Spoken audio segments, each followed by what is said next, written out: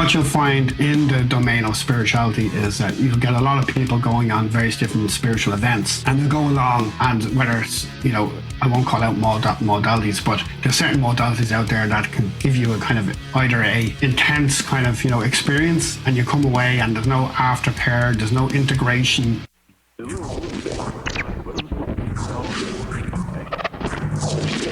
You're listening to the Boundless Authenticity Podcast, where we discuss everything related to the evolution of human consciousness. At the very least, people need to understand that the United States builds bunkers, which are basically cities underground, every 3 months. Basically, when you dream, you tap into your subconscious. It is your nocturnal intuition, your creativity and imagination unchained from conscious reason, ego and logic. They're biologically alive, but they have no soul. They have AI consciousness. They can alter your conscious of the brain to get the brain. We live in a multidimensional reality, whether it comes through esoteric information in the spiritual realms or the UFO people, experiencers, or mainstream through quantum physics and through mainstream science now realizing that parallel dimensions probably exist. We're all spiritual beings. We're all having these human experiences. We've heard that phrase over and over and over. But what does that really mean? All the big questions of life, we have these answers inside of our soul. We're ultimately studying the nature of what it is to be human, good and evil, our psychology, how we think, and our health. That's why I love Bruce Lee's great quote, all knowledge is ultimately self-knowledge. The Boundless Authenticity Podcast. It's another episode of the Boundless Authenticity Podcast. I'm joined today by Derek and Sandy, the founders of Anamlíniú, a heart-centered space dedicated to soul alignment. Derek and Sandy don't just teach spiritual awakening. That's why I have them here, because they want to walk alongside you. Their mission is to expand global consciousness through higher frequencies, making deep spiritual work like channeling, light language, and sound healing very accessible to everyone through their unique tiered energy exchange. Let's jump into the discussion and see what they have to say. Well, good morning to you. Good afternoon. Hi, Jane. Thank you for having us on your beautiful podcast. We really appreciate it. And we're glad to be here with you. It's a real honor. Thank you. Amazing. I'm glad that we connected. I'm not the biggest fan of talking about these kinds of things because A, it's not in my wheelhouse. B, I have met so many fuddy-duddies out there that just, they're like talking to Oscar the Grouch or something. I understand. But it's all good. It's a new experience as well. So yeah, exactly. But I do understand the phenomenon enough to know that there's something going on. And so I'm hoping that today we can fill those gaps. We'll begin with the obvious. How did you get started? Basically, I was working on a number of large organizations throughout the years. And, there was high pressure jobs and, a lot of stress, a lot of long hours. And basically it got to a point where one day I was commuting back from the city, back home in the evening. And all of a sudden I didn't feel well. And I just collapsed on the train and had to be kind of assisted on the train. So in essence, that was a turning point, or you could call it some form of wake-up call to try and get out of, the matrix or the rat race, so to speak. So soon after that, I launched into coaching. So I've been spending the last 10 to 12 years in the coaching domain. So I've always had that kind of common thread of wanting to help people. I really get great satisfaction and great alignment in terms of, energy and excitement from doing that. So that was something I spent some time doing. And basically over the course of that 12 years, introducing some spiritual practice like, meditation, sound healing, breath work as well, all different kind of, practices and modalities to kind of help me along the spiritual journey. And I'll pause there for a second, Sandy. Do you want to share your part of the journey? My journey is that from a very young child, I always knew there was something a little bit more and a little bit different for me. My intuition was very strong. This guided me a lot more later on in life. When I was in my end teens, I moved out of home and kind of went through something a bit dramatic, but at least my intuition told me not to be there. I moved into a house and because of some knee pains, I was not there. And then the day later, the house burned down. So I was very lucky that I followed that kind of feeling and intuition. So that kind of strengthened my feelings and intuition. So that kind of guided me through my life a little bit. I also went into the corporate world because we all have to make money and we all have to pay our bills. So that was also part of my journey, I suppose. Yeah, I always knew that I would be doing something more related to the spiritual world. Jehan, over the last kind of, year to 2 years, we've been having some capabilities coming in terms of, I think, Sandy, you went on, say, light language courses and some of the Hallowed courses, and some of your gifts came in slowly but surely. Yeah. Now very fast.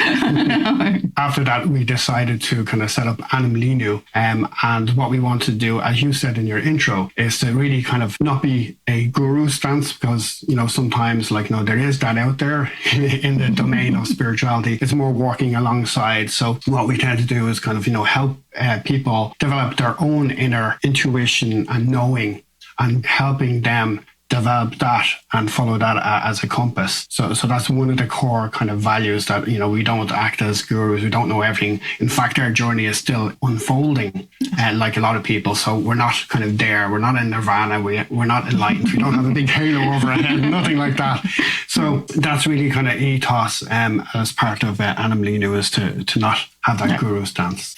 Sandy, while you were in the corporate world, did you have any particular moments that were mystical or that stood out to you, that you felt like you ignored them? Not so much in the corporate world, but in my personal life, probably yes. I did feel like I didn't belong in the corporate world, but somehow I did know I had to learn some lessons. And I think we all have to learn some lessons through our life that we have to be part of. And I think now, later on, I realized why I had to do those jobs, or why I had to go through that, because they're all part of being able to run this business now at the moment. So I think that was really guided towards that. Really see later on, I did that job because of, I know these skills, or I have these skills that are actually helping me to run the business at this stage. And for you, Derek, when you had your experience and you weren't feeling well, did anything particularly mystical happen for you? Not really, apart from, everything going black because I collapsed on the train. But it really was a reflection point. It's kind of similar to what we do in some of our events. It's kind of,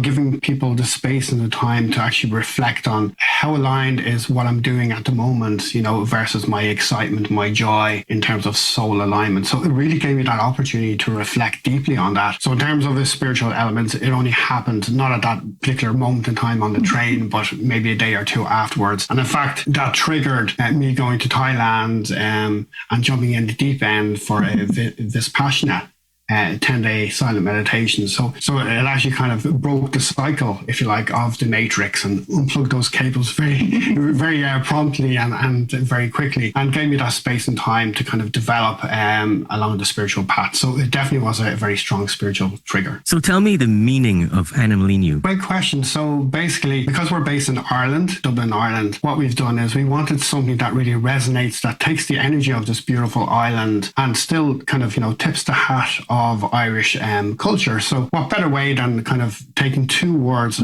Anam means soul and Alíniú means alignment. So basically we fused them two together to come up with Anamlíniú. Sometimes it's a mouthful, but it's definitely a resonant name, and it's something unusual that people haven't heard about before. What is the biggest misconception that people have about channeling? I think the biggest misconception is not really fully understanding it. I think it's like that you are being taken over by something, or that something is taking possession of you. Channeling for me is definitely not like that. I'm still fully in the room when I'm channeling. I'm still fully here. I can still sneeze. I can still drink my water or anything else. I can still do everything, and I can still have that internal questioning as well of my guides. So I think that's one of the biggest misconceptions that people have, is because you see that in the movies, I suppose, that people are being taken over and they start shaking and everything is just going very strange. For me, when I'm channeling, I'm really calm and everything is coming through on a really, really calm and gentle way. And I feel totally at ease with myself and with the world at that moment. Yeah. Anything to add, Derek? No, I think, for example, the likes of recent movies, I won't mention the title, but, it's quite dramatic. Like you can see a person kind of, shaking or making, strange noises, for example. So it's definitely not like that. In fact, it's quite a natural thing. A funny story, in fact, when Sandy started to channel, she would actually channel in bed. So we'd be actually in bed together, lying down. And then next thing, I'd hear hello. And it would actually be one of the the guides or a group of guides coming through. So that was quite funny to almost be having this conversation with someone else or a group of people while they're in bed together. So it was quite interesting. And, that was a fun element and a surprise element of, when you started to channel. But I think that's when you're at the most receptive, when you're just going to sleep. So that's when it happens at the beginning a lot, just before going to sleep or waking up in the morning, that you're just a very clear and open channel to receive that information or that multidimensional. Yeah. What aspects of channeling have challenged your own beliefs the most? I think before Sandy started channeling, something came along my journey, my path, and there's a well-known channeler called Daryl Anchor. And basically he channels a being called Bashar. I found that very inspiring. Looking at the beautiful teaching and wisdom that Bashar shares with the whole earth. And one thing that really resonated with me was that we're not human beings with a spirit or soul inside us. In fact, what we are is a spiritual, energetic being that has a physical experience within it. So that was something that really, a message that came from channeling that really kind of, surprised me. It was something that really resonated deeply and made a lot of sense to me. And what impact that had on me was, if that's so and that's fact, well then, in fact, we're all in spirit right now. And, the fear of death, for example, not that I really had a fear of death, but that fear of death really kind of went down to probably 1%, 2%, impacts really on me. So that was something really, a revelation that stood out for me, related to channeling. Anything from your perspective, Sandy, on that? For me, I've seen some others channeling, but it was just a bit strange, of course, when it first started. But because you feel so relaxed and so at ease and calm, and it just became such a natural feeling for me. And I think that's something that really stood out for me as well, is that it's something so natural. It feels just so relaxed and so calm when it's happening. Yeah. So to go deeper on that, when you're channeling, Sandy, how does it show up for you inside your head when you're receiving? Is it auditory? Do you have visuals, emotions? And how do you internally translate that and get it out of you? Beings contact me, so then they come through. Then it depends. Sometimes I see the being. It depends on which being it is as well, if they are visualizing themselves or not.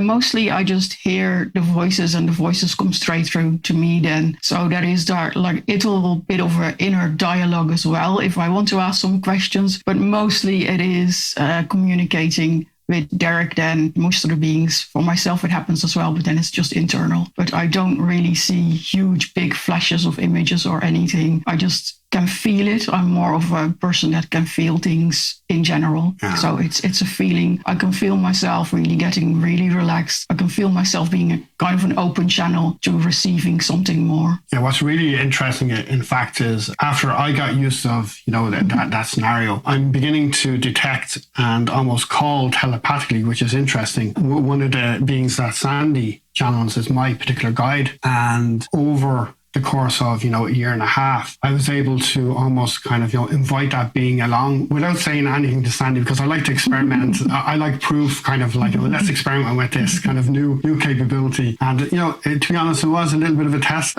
So what I done is I kind of contacted kind of quietly, independently myself, wanting to kind of dialogue with my guide. And then next thing, 10 seconds or 40 seconds later, he'd come through. So that was a revelation for me as well. And confirmation that I'm slowly kind of, building my intuition and my connection to kind of source or the spirit world. So that was interesting as well. I think it's helping it very open up for you as well, feeling the energy more. Yes. And knowing which guides are there as well for you. Yeah. Yeah, that's happening more recently in the last probably 2 months. That opens up the floor for this question. Have you ever identified themselves by name or their level of authority in the hierarchy of angels or within the realms, etc.? Yes, they have.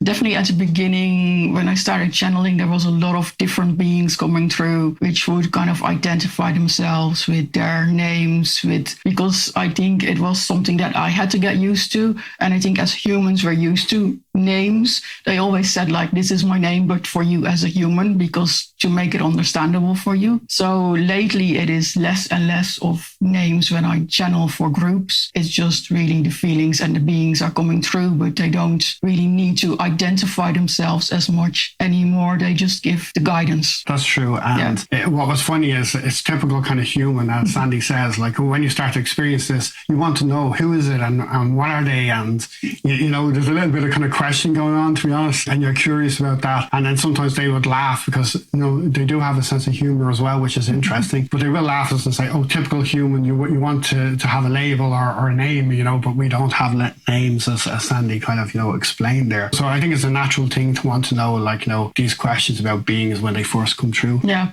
absolutely. More and more, it's like letting go of that. I don't really need to know what their names are or where they're from, just giving the guidance and the information through. Yeah. Well, I was going to ask you, in this generation of spiritual wickedness, how do you test them to know if they're of the light side or dark side? Yeah, I always feel so calm and so connected. I know that when there was some other channeling done, that sometimes somebody said that was something darker, but it was something darker to wake us up, not something in a darker meaning or just a little bit of a darker energy to help us wake up ourselves or to really realize, okay, you're going through something tough. This needs to come out of you. It's not a being that is like in a meaningful or a bad meaning or a negative way. It's still positive. It's just helping us to wake up, and the feeling is always so nice and positive. So yeah, if I know for sure that it wouldn't be a negative thing coming through me. I don't think I have that capability to even let that in. Yeah. I think Sandy has always had that strong intuition, and even kind of, you know, face to face with people's energies, she can tell straight away like what a person's intent is, or, you know, what they're looking to do, or what they're about, or where they're at in their life, in fact, as well. I think what we try to do is we try to maintain our vibration quite high, so we're kind of resonating that higher frequency, and, you know, what comes to us then is naturally kind of, you know, higher frequency beings. But to be honest, when Sandy started this, as a husband, obviously, like, very protective, so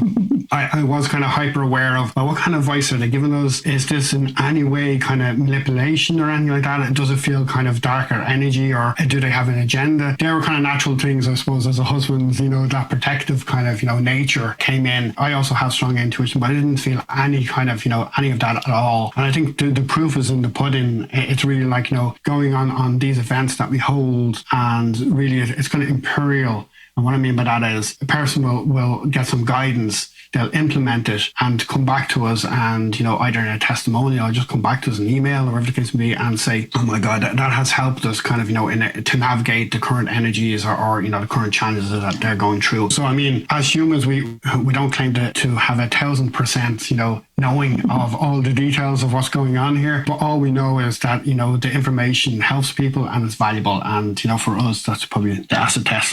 Yeah, exactly, and it helps us ourselves as well on our journey. So I think that was one of the main things when we started. And then, of course, it became clear that I had to do this for other people as well, and guide other people on their journeys and help them. So yeah, the guides have been really, really good at making that clear to us as well, that that's what we need to do. Yeah.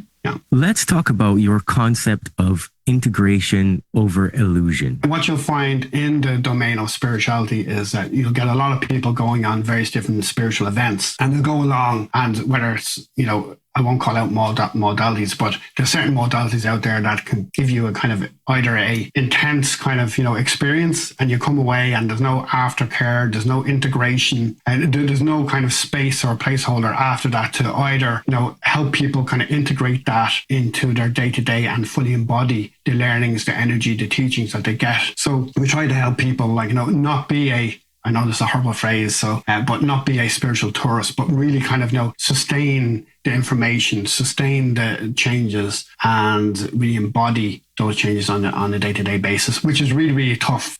So one of our events is Reflect, an embody event, where we do in fact that. Like, we all share what we're moving through, the challenges. We help each other as a community, and we suggest practices or you know, ways of operating, or whatever the case may be, spiritual modalities, whatever helps address that particular issue, whether somebody's kind of stressed out or whether someone's having problem with relationships or whatever the case may be. People kind of help each other on the call. And then what happens is we also kind of reflect on the next session, well, how are you integrating that? What's showing up for you now? What's the new learning? So we kind of work as a community to walk alongside each other rather than just go to random events over the course of a number of years and not really get the benefits out of it, if that makes sense. Yeah, and I also think that when you are doing energy work or energy healings and people are doing the energy healings, a lot of the times something just unfolds maybe months later, weeks later. And that's also why there is sometimes maybe not that support or that network anymore, because it can be just so much later that something is unfolding for them and then they don't really connect it directly. So I think it's very good to have this kind of support network then for people that they can come back to and just join this reflect and embody sessions. It doesn't mean that they have to do something with us. It can be they have done something with somebody else in energy healing or sound healing or whatever they went through, and something is just unfolding later on and they feel they need that little support. They can just join the sessions then. Yeah, exactly. And when we're recommending modalities or things to try next, we don't, for example, have it as a platform or a forum to just suggest our services. So we have a number of services that we'd probably put under the category of evolution or evolve, the likes of, the chakra light language series that we have and a few other things I won't mention, but basically they help people kind of evolve on their spiritual path. But the forum, as I said, isn't really to promote that. Fair enough, if something comes along that really is a good match for it, we will suggest it, but people on the call suggest all other modalities outside our service offerings. That makes sense. Yeah, people always have to see what resonates with them mostly. It's not just about our services, it's also about what resonates with anybody and what's on their path, what they should be doing. So that's the most important for them and for everybody on their spiritual journey, is that how they see what resonates with them. I think that's important to actually recognize. In fact, you just inspired the thought. But what's important to recognize is that everybody's path is totally different. So I could pick 3 modalities that work for me. To get to deep dive into those, what works for me is if I'm feeling that tension in my body and I use body as an indicator, then I know that I need to kind of do a breath work session for 15 minutes, for example. I need to listen to chakra aligning music. So that works for me to really kind of ground and settle me. Sometimes I go out in the forest or walk in the field barefoot, for example, interact with trees, whatever the case would be. They all work for me on a weekly basis. And what works for me doesn't necessarily work for somebody else. No. And I think that's important to recognize. There's no formula or there's no path to actually kind of take, one path fits all, so to speak. No. So I think that's interesting to recognize as well. I think that in this particular time period, more than ever, people are getting into what we call spiritual bypassing. And the issue is that they're genuinely looking for relief and healing and growth. But there's a lot of fakers and scammers out there that are leading them down the garden path. And so then they don't know how to get out of the spiritual bypassing, because some of the information that they get is true, and they get locked into this mental space where they're like, well, I don't understand how I can be bypassing, right? So I'll let you fill in the gaps on that. What are some examples of spiritual beliefs or practices that can actually become forms of avoidance rather than genuine growth? Yeah, I think if I was to mention, for example, there's trends that come up within the spiritual domain, for example, things like yoga. But more recently, what I categorize to answer your question would be the likes of Kundalini, for example. It's something that Sandy mentions. It can be an intense, energetic experience, and sometimes it unfolds over time. So that can become a kind of almost addictive or a pattern, people kind of loop. So that's something to just mindful of. And it can be quite intense as well. It can actually end up having a emotional kind of hit on the person as well. So it can kind of, spiral people, sometimes as well. So what's important is whether it's that or ayahuasca, for example, or something, you really need to be going into these type of activities. Nothing bad against them. As long as they're facilitated in the right way and there's a support mechanism afterwards, there's nothing against the modalities at all or any teachers. But it's just to make sure that they're facilitated kind of well, that the person goes in with clear expectations, intent, conscious intent, and to make sure that you go into the more intense things being grounded. So there's a whole load of ways that we can actually ground on a day-to-day basis. So it's important to actually kind of go into these intense sessions with that and have that aftercare care and support afterwards as well. Anything to add to that, Sandy? Yeah, that you have that support network from whoever you're going through, that you know what you're going to go through. And I think that is very important that you experience that as well, depending on whatever modality you do or whatever modality you pick or whichever way you think. I also think that sometimes because you hear other people talking and it has such they have done already so much work before that, but you see that, oh, this is their awakening moment or their moment, and straight away they're wide awake. And because they do not tell you their whole path or their whole history, it feels like that is what you need to do or to awaken. I think it's a much longer path for most of us. It's not straight away like, oh, you click something or you do something and wow, all your chakras are wide open, your crown chakra is wide open, your third eye is wide open. I think most of us need to go through a lot of layers, which we are still doing ourselves. Like there's still a lot of layers coming up for ourselves as well. So I think that's very important that you have a support network there, that you know what can happen afterwards as well. Yeah, and I think that really kind of feeds into more and more of late with technology, that kind of instant gratification or that kind of convenience. Like let's double click and away we're enlightened and we're floating on the cloud. It's not quite that. These experiences are just kind of waypoints along a larger journey. So it's something to kind of respect, appreciate as well about the journey and acknowledge. So I think that's important for people to understand. Absolutely. Yeah.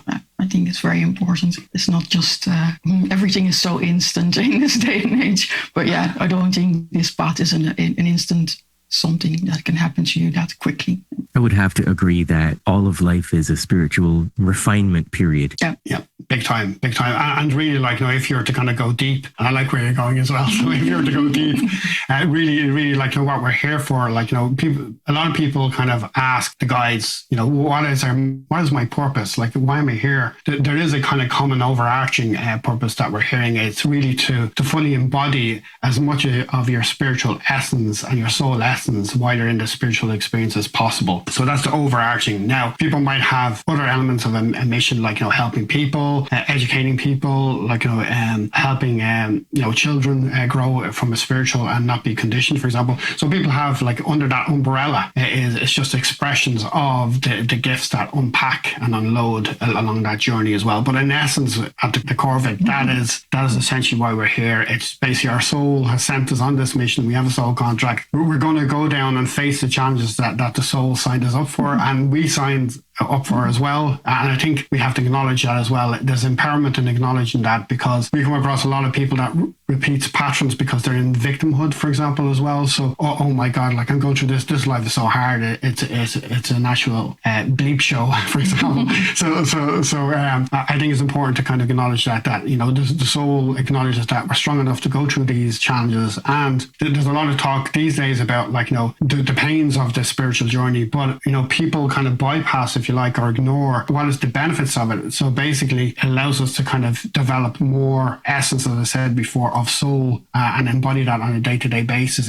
And as a result, what that means in real terms is it means having more peace, more calm, not getting stressed out by the small things. They're just some of the benefits of, and also developing skills and abilities that help humanity as well. So that's the flip side, the other side of the coin. There's a lot of kind of talk and noise about how tough it is, and it is tough. There's no getting away from that. There's no sugarcoating in it. We're just here to kind of, as a feedback loop back to the soul, that the soul can take those lessons and can actually then absorb those lessons and evolve over time as well. So, do you believe that nature itself is carrying a form of intelligence or consciousness that is trying to communicate particular messages to you, and that in itself is a form of channeling that people experience without realizing it? It's certainly an intelligence as well, because, for example, when I connect with a tree, for example, without going too deep, but basically my lineage is, I've been told by the guides, kind of a druid, which is I'm not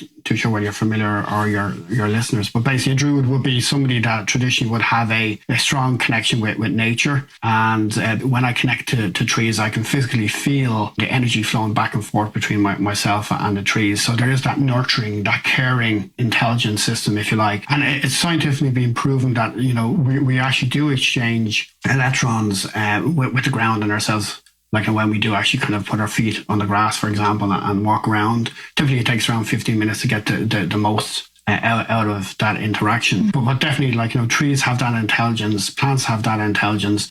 Trees can interact with each other and send messages and healing between each other as well. So a lot of our guides have actually kind of asked us when we're out in nature or the wild, or we're going on a little trip, to connect with, certain sacred sites via the trees. So we can actually use trees, going back to your question, to actually channel information and energy, and, to obtain wisdom and knowledge that's quite ancient, and that's locked within the land. And especially this, we're blessed to be on this island of Ireland, where there's a lot of energy and mysticism and, traditions and culture. Anything to add, Sandy? Yeah, I definitely feel like that nature always sends us that message. I think when you're walking around and you really notice the difference when you are in the forest, or you can just really be there, I think that's why people are like drawn, and I think more and more people are drawn to nature to reflect that or to feel that, because it gives us those higher frequencies automatically if we tune into them. And I think that will help us relax, and I think they are helping us to heal and send us those messages of that channeling as well through us. I'm listening to the birds, the bird song, especially nowadays. I hear very, very high frequencies coming through. So if you really listen deeply, you can hear it and you can really sense it. So they are sending us those loving messages. I think in return, and we haven't done a good job today, that's humanity, in return kind of giving back that respect and gratitude for that as well. In terms of nature, is something that we should kind of foster as well. And we were on another podcast the other day, and the interviewer asked us, says, Derek, that's all grand and well, but what if you're living in a city, a concrete jungle? How can we actually ground with the nature elements? So what's important as well is, in order to do this effectively, what you should do is embed it into your common practices on a day-to-day basis. So what I mean by that is that when you wake up, everybody brushes their teeth, mostly, and has a shower or bath, whatever the case would be. So while you're doing this, set the intention that the water of a shower, for example, is washing over me. They're purifying me. They're grounding me as well. So set that intention and really feel into it. Open your heart space and feel into that process and that feeling of the water washing over. For example, that's one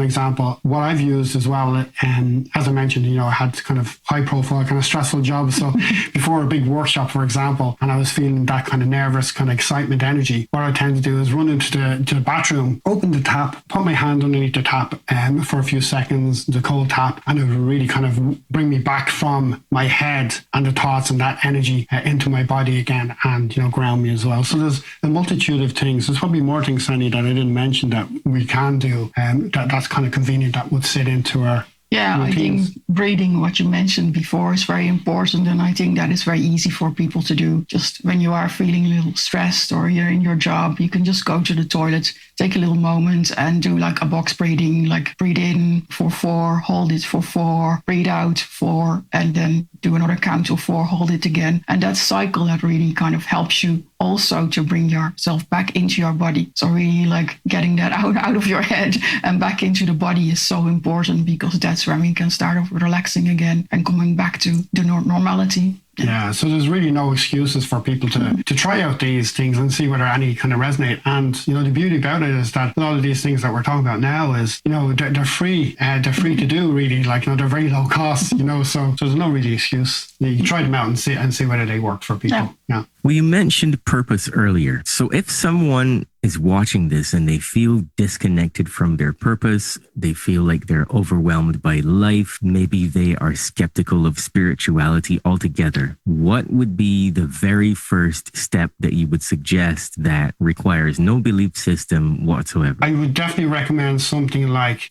breath, as Sandy says, because it's a natural process that we're familiar with. We're not scared of it. We're not skeptical of it. So I think breath would be probably one of the first things, breath and grounding. Before anybody launches into a kind of focused spiritual journey, I definitely recommend grounding, because grounding not only kind of makes you calm, but it actually kind of regulates your nervous system. And as part of a spiritual journey, you require a regulated nervous system to kind of take in new knowledge and new experiences effectively without kind of, spinning out, so to speak. So I definitely never mind channeling. Put channeling aside, I wouldn't recommend that unless they wanted to go to just a taster and try it out. And like, for example, in our group sessions, you can come along and you can just listen as a group. You don't have to interact with the guides, for example. But I would kind of park that, to be honest, and just, get them to try meditation, yoga, listen to high frequency music, breath work, grounding. All those practices would probably be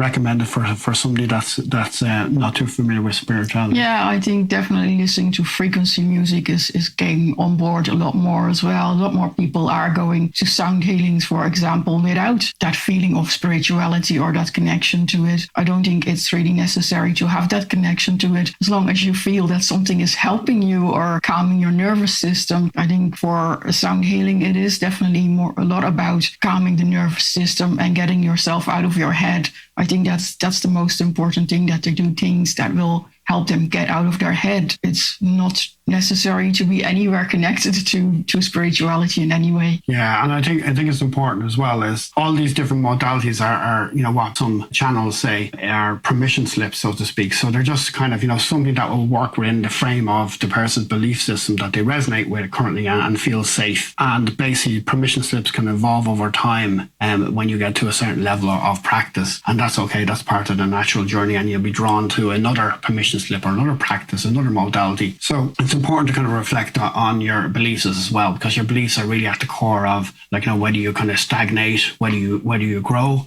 So it's important to obviously kind of channel and drill into your belief system as well before, and making sure that resonates wherever permission slip resonates with your belief system. So I think that's important, because our beliefs actually are a huge kind of, you could see it as almost a magnet for the type of experiences that we attract during this human experience and journey. So I think that's important to reflect on your beliefs as well. Well, I think to add to that as well, that many people are either on the fence or they're actively, consciously seeking spiritual experiences. But what they don't understand is that unconsciously they're being driven by spirit, which is seeking experiences. So it's not, if you take the word spiritual out of it, everything about life actually encompasses this spiritual learning, whether you choose to acknowledge it or not. There's a lot of teachings as well. And what we hear from our guides is that basically, going back to the soul contract, we've agreed to have these experiences. But where we have free will within the human experience is, imagine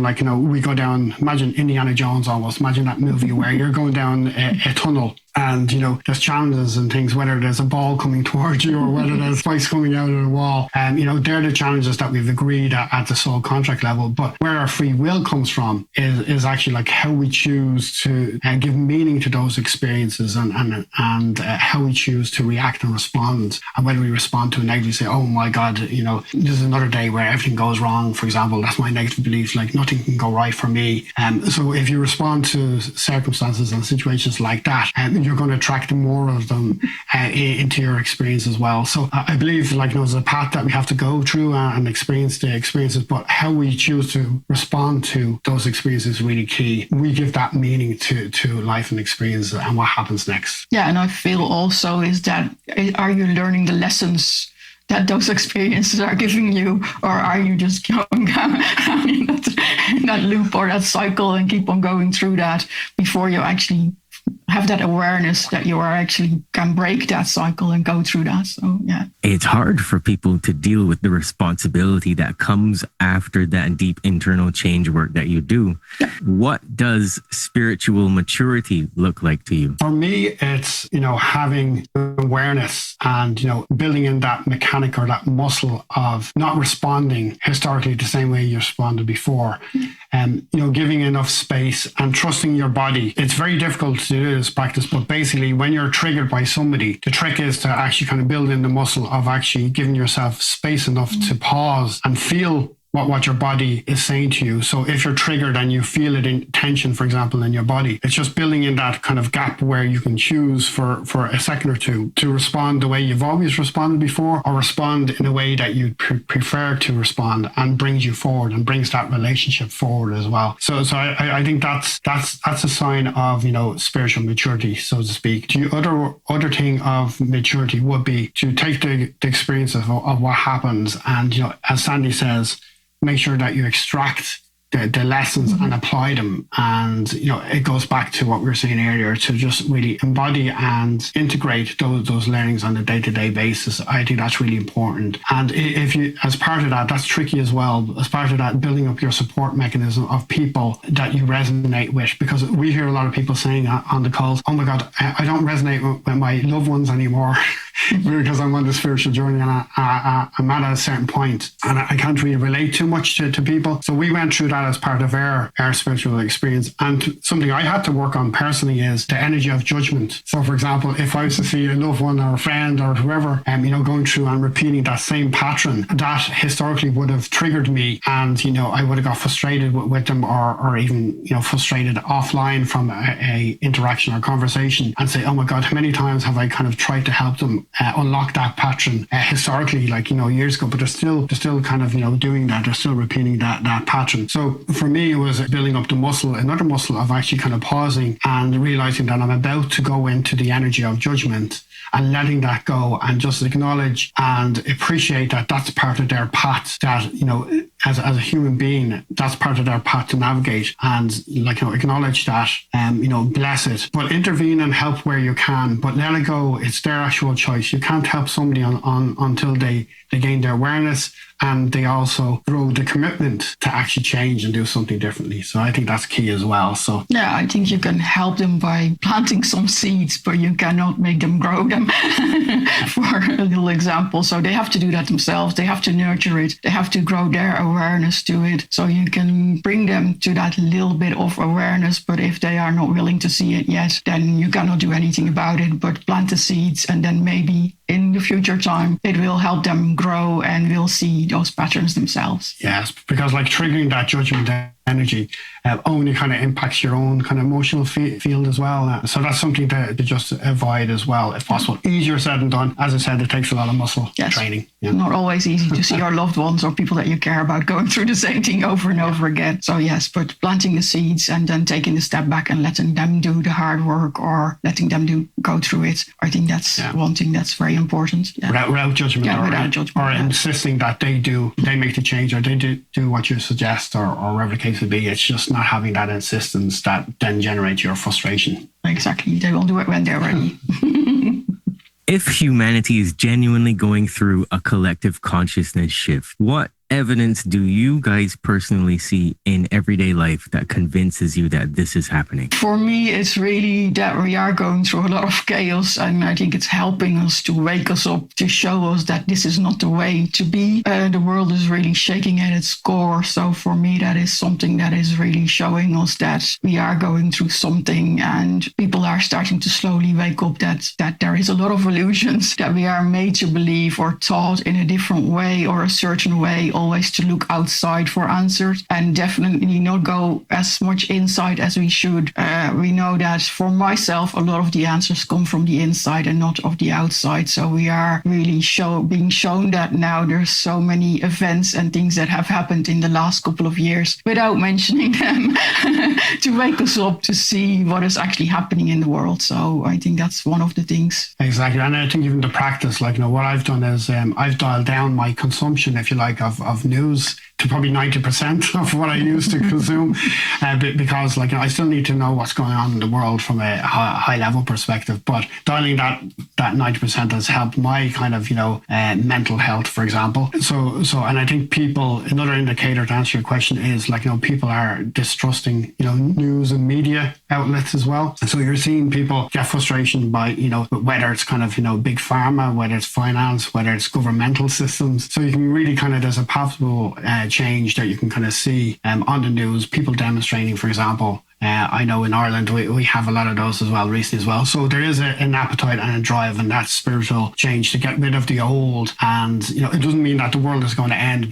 because we get rid of all these pillars in our old kind of structure of society. It just means that we have to utilize our energy as a collective to actually build anew. So what would be better than these structures? For example, when we've structured our business, for example, we try to kind of, do things a bit differently in terms of, for most of our offerings, we have, for example, a energetic exchange option. So depending on where people are at, they can select the option that fits their circumstances as well. So businesses, having that responsibility of doing things a little bit differently, taking that risk and just kind of, doing things a bit more in the new is important as well. But you can feel that energy, when you look on the TV or online. Yeah. Have you ever received guidance through channeling that you personally disagreed with, resisted, or you didn't want to hear? I think for you, yes. I think for you, you always keep on asking, what are my gifts? You keep on resisting it, and the guides will tell you, but this is part of your gifts, or this is part of your journey, or yes. So I think you are still kind of not really responding to it or seeing certain things. Yeah. So I think for you, that's definitely something that they keep on kind of going after a few different times. They do, and I think as a human, it goes back to that kind of almost convenience or the need or the desire to want to know how things are going to unfold before they do. I think that's part of what Sandy's talking about for me. It's kind of when is my kind of glorious gifts going to surface with all the bells and whistles? So, and then they remind me to say, well, listen, here's a list of your gifts, or reflect on them. And then I'll come back smiling the next day saying, yes, I understand now. So that's something that sometimes initially causes a bit of frustration or kind of a desire to kind of, progress kind of faster than the divine timing, so to speak. So, that's a great example. Thanks, Andy. I think it's sometimes working through my own layers, or they're showing something and I still think that's fine, but I'm not ready for this. Or I think that is something that does show up. Mostly I think they are actually showing me what is actually already good in my life, or what is happening, to actually work through those layers and help me through those layers. So but they sometimes do show something and I'm like, oh no, not again.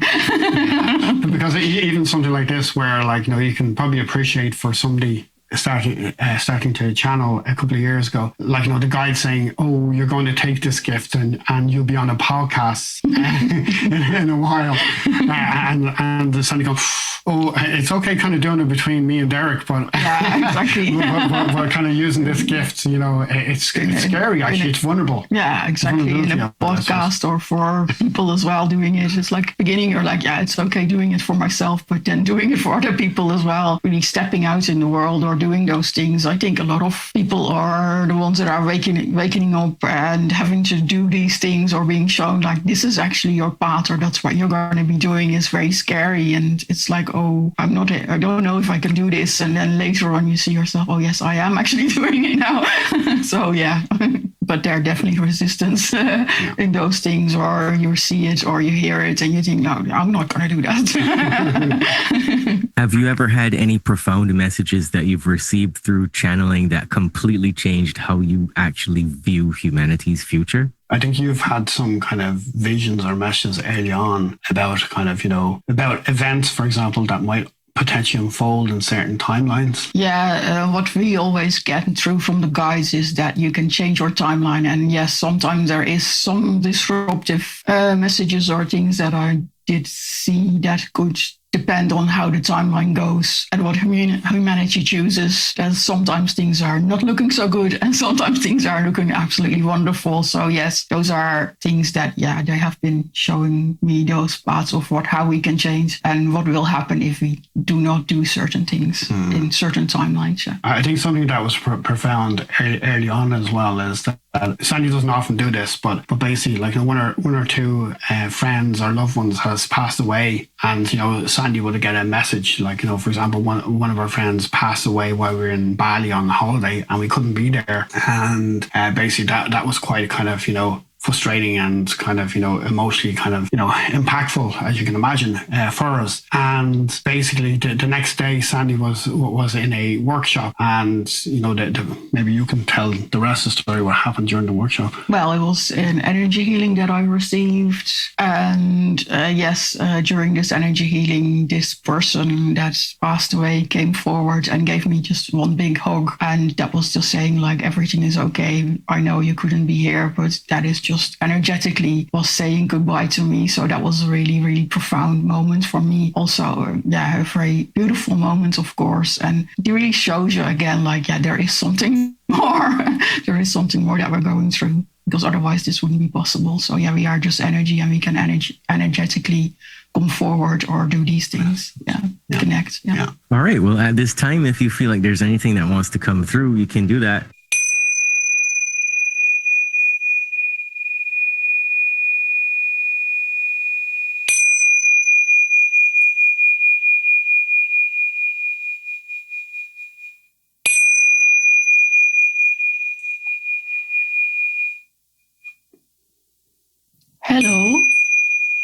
Hello. We're on a meeting with Jehan at the moment. Hello, Jehan. How are you?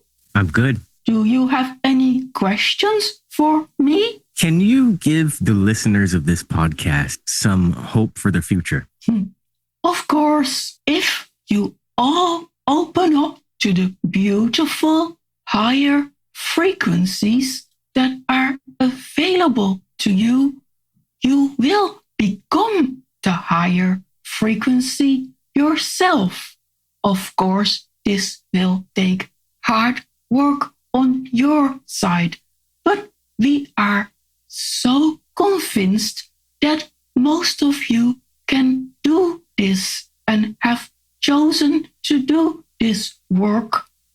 Becoming the higher frequencies will help you open up to a more beautiful, heart-centered world where you will connect on a much deeper level to your own humanity and share life in a more loving and caring way, not showing judgment, not living from ego anymore, letting go of these deep ingrained layers that have programmed you.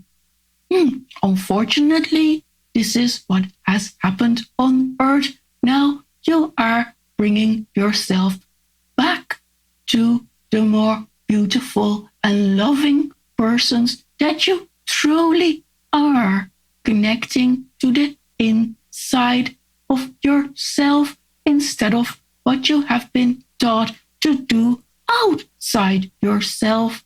So how beautiful is that? Choose this beautiful path of opening up to what is already inside you. Thank you. Many people are struggling with the idea of how to find their spiritual path. What would you tell them? It is not so much about how to find your spiritual path. It is more about learning how to connect to your inner wisdom. We may be disconnecting it from spiritual path or calling it spiritual path. It is really about going inwards and finding what is there, what has always been there, the deeper remembrance of what is really you. Spirituality is just what you named it. It is just all about deeper remembrance of what your inner wisdom is. How can humans learn to use fear as a tool to grow more love rather than run from it? At the moment, fear is already being shown to help you wake up and not choose that path. I think many of you are now seeing how fear is not the way to go. It does not make you feel good. It does not help you in any way. But yes, of course, it helps you to wake you up. But just spreading fear and being fearful of things, you do not want to put that upon the people that you love. So fear is now helping within the world to become more aware of how you do not want to be or how you do not want to respond any longer. This is going to take a little time for a lot of you because you got many lessons through fear. Now it's the time to learn that this is not what you prefer or how you prefer to be. Thank you. Is there anything else that humanity needs to know at this time? Humanity needs to know that this all chaos and all this fear that we were talking about spreading through the world is just to help you see what you don't want. Unfortunately, this is the way for humanity, and that's the path they chose. Wanting to see what you don't want, what you don't prefer, what you do not really wish would happen, then you can see a more beautiful side which you would want. Now, these people, yes, more and more people are awakening. More and more people are seeing the beauty of the world again, focusing on the beauty of the world. Align yourself with them. Seek up these people, the people that make you feel good. Connect to the people that make you feel good, not the people that just share the fear or make you feel like a victim. Connect to the people that you know are in higher frequencies already so that you can build yourself up to become also part of these higher frequencies. Follow these beautiful signs. You can feel it when you are connecting to people who are vibrating at higher frequencies. Do not fear them because there is nothing to fear from them. They do not share this pain with you any longer. So, as humanity, connect to the people that make you feel good, that help you grow in a nice and beautiful way instead of through fear. Thank you. Those are the only questions I have at this time. Thank you, Jehan, for inviting us on this podcast and letting us share these beautiful messages with humanity. We are really here to guide and help you on this path to become the most beautiful part of yourselves. Thank you, thank you, thank you. Akama Sia Akatu. Let the light shine in and through you. Thank you, thank you, thank you. Back with us, Sandy. Back into normality, whatever that is. Damn it, I'm back here again. It's like, dope. No, I have to do more here, so I'm okay with it. Where can we find you? So folks can find us at Anamlíniú.com, and also we're on most socials. We're on Instagram, we're on Facebook, we're on YouTube, and we're on TikTok, also under the account of Anamlíniú. So people can connect with us and feel free to reach out to us. Yes, exactly. And yeah, if they wish to try some channeling, yes, we have the free offer there for them, so they can join without spending any money, just a little bit of time and an open mind. So Jehan, many thanks for having us on your wonderful podcast. It was an absolute pleasure, and it was an honor. So, and thank you for the wonderful questions you asked. Yes. Very intentional questions, so we really appreciate that. Thank you so much Thank you for having us on your podcast. You're welcome. And thanks for being on the Boundless Authenticity podcast. For the listeners, if you enjoyed this conversation, the one small thing that you can do to help Derek, Sandy, and Boundless Authenticity is to like, share, and hit subscribe.